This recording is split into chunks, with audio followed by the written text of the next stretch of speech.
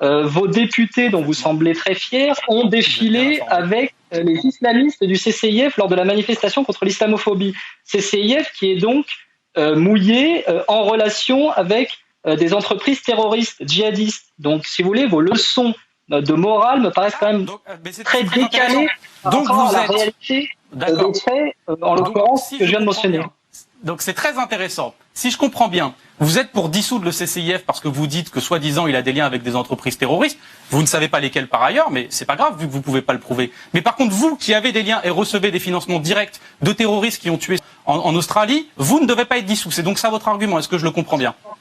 Oui, tout à fait, parce que d'autant plus que déjà le virement, en l'occurrence... Eh bien, à la niche, vous allez être dissous, et c'est très bien les cadres d'extrême droite de génération identitaire, mais vous savez, l'extrême droite qui n'arrête pas de parler du terrorisme islamiste, on le sait bien maintenant, c'est prouvé, c'est acté, il y a des sources et des documentations là-dessus, qui montrent que par exemple, vous aviez beaucoup de gens d'extrême droite qui sont impliqués dans les attentats terroristes islamiques. Je pense à M. Herman, qui était proche d'ailleurs des identitaires à Lille.